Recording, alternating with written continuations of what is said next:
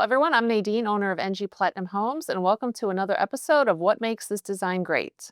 My guest is Pamela O'Brien of Pamela Hope Designs. Thank you for sharing more amazing projects. Oh, super excited to do it.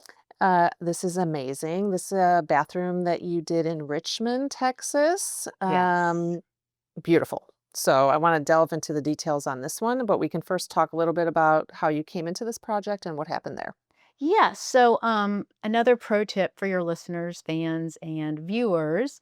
If you believe you have a project that's going to need a designer, I may sound biased, but I recommend you talk to that designer right away. Sometimes it's best to have the designer first on the project because we're going to be with you for the whole project. Hmm. We're going to be hanging the draperies. We're going to be helping you get the nursery ready for the baby. The contractor at that point will be gone, or the builder. No offense, because I know you do Hmm. construction, but we have more of a full holistic lifestyle approach to helping you design your home versus just let's get it done, let's get it beautiful, let's get it finished, or whatever the other goals might be of the other parties. So, this client, on the other hand, though, they came to me, and it's a really cute story. I was in a networking group, and I had a couple of friends in the networking group who had hired me and referred me over the years. Well, it was two men who generally may not talk about decorating every day, and they are on a group camping trip with a bunch of other guys. Hmm. And they're hiking and doing all this stuff. And the last night of the group hiking trip, the one guy, my client to be, said, this home construction, I think I'm going to have to find someone to help. I need a designer.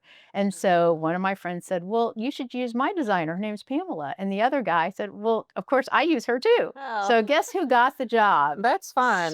So lucky. But it was such a wonderful project. When I arrived, a lot of things had already been decided. It's a very large Mediterranean home. We called it the Mediterranean compound because really there's so much to this home. It's hard to tell just by one photo, but Hmm. that's still there's a lot of grandeur to this primary I can bathroom. see that. Yeah. Yeah, you can see that, if this is what we're doing in one bathroom, you can only imagine. There's 9 tiles in the pool, Nadine. Oh, 9. that's a lot. So it was a lot, and that's too many for people to pick out when they're still running Mhm, their lives and mhm, raising their children and running their businesses.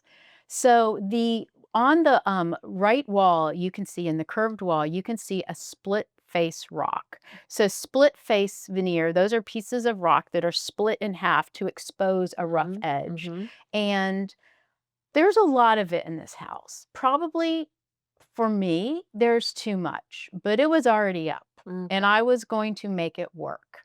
So, how do we make all of this very intense, sometimes somewhat colorful, and maybe even a tad busy stone that's clad everywhere? How do we make it work? So, one of the things we did is we picked a smooth marble tile that had many of the same colors, but not as many intense colors. The tile is basically cream and beige, the tile on the floor. Mhm. And I had actually used that same tile in my house, and we are still madly in love with it.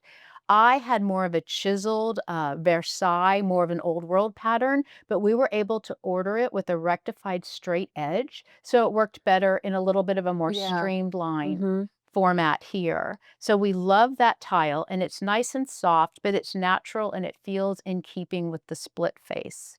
I did not want to take that split face into a tile because I thought it would be too blotchy and too Mm. colorful. Yeah, it might add a little too much. Might add it. And then we used a very, very quiet countertop, chroma marble, which is a very smooth and pretty creamy marble. So it's not bossy. I felt like the split face was already a little bossy, so Yeah. other things had to be a little bit quieter. But you have a couple of other things in there that really stand out. When I saw the photo, my first thought was, "Wow, look at that tub." Yes, that is what everyone loves, and so that tub came from Signature Hardware, and this was on the client's must-have list. So, of course, balancing it on the opposite side of the room with the 2 Mhm, basins, mhm. that was important, and I'm generally not a fan of basins that are on top of the countertop, but we needed to show the copper, and Yes. they liked this basin, and I have to say from a design standpoint, I think it was a brilliant idea. Hopefully, it didn't splash too much for them. And these ones are, not too tall, No.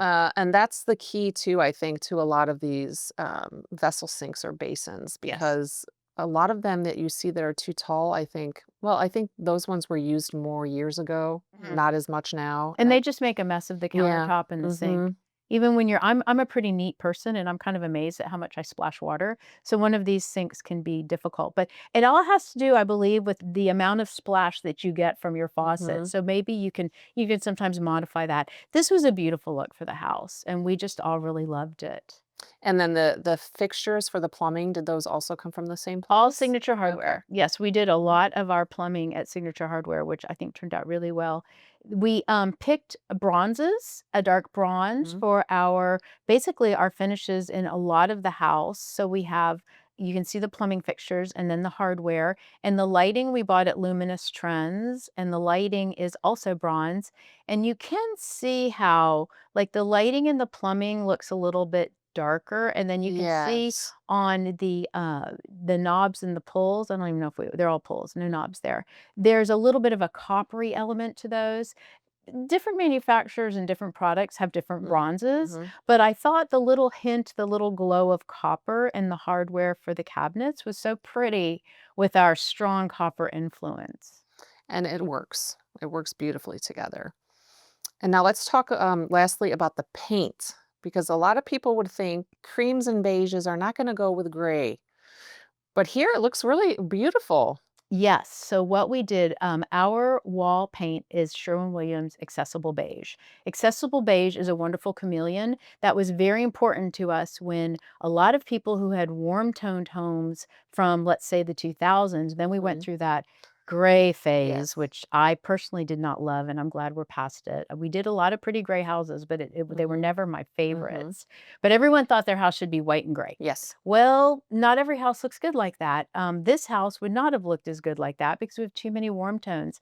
But because of the strength of the warmth in the copper and also the split faced stone veneers, we wanted to cool down the cabinetry a little. So we used Sherwin Williams Repose Gray there, and I think it turned out very pretty. We didn't want to add more Yeah. creamy yellow or Mhm. brown tones to the Mhm. room. No, it's a really, really nice accent to the other creams and browns and then copper. It's subtle, it just Beautiful. balances it out. So again, we have a very nice accent rug here, that goes beautifully with the colors. So let's talk about where that came from. Yeah, so we love working with Oriental Rug Gallery of Texas. Mhm. They source many, many of our rugs, and we brought this one out and just loved it in the house. It has the right colors. It has a little bit of strength in the design. It's just kind of cool looking, and it is a one of a kind silk and wool piece from India. Oh. Little bit of a tip here is when you can, let's use a nice rug like in front of the sinks, and then you have the little mat in front of the shower. But a good rug in a large bathroom like this Mhm. just makes it so much more beautiful and so much more bespoke looking. That's a great tip because I feel like people don't think about that in a bathroom. They No, think about my rugs need to be in my living room or, other areas of the house where in the bathroom they just think of it needs to be a bathroom rug, but that it is not the pulls the room case. together. Most people probably without being rug types or thinking about it would have had two little bath mats in front of the Mhm. sinks And it would or have been nothing. and it would have been a completely different look. We would have, for the photo, removed them. Yeah. And if we didn't have a good rug, we would have just said, "Well, it's a pretty floor," Right. but no. You won't see a whole lot of bath mats and high quality interior design photography because they're functional pieces, and they should go and be where they need to be, Mhm. and then, a pretty rug here. You still have the benefit of getting to stand on it on cold days, it's a stone floor. You still have the benefit of Mhm. standing on the rug, and actually, in my own bathroom, I have a rug, and I just pull it over if I'm using the tub. A rug can take wet feet every now and Yeah. then. It's just not Yeah. that big of a Yeah. deal. And I love the way that the rug pulls together the colors in the stone and the tub and the basins. Amazing. Great, thank you. So great work. Thanks. Stay tuned for the next episode.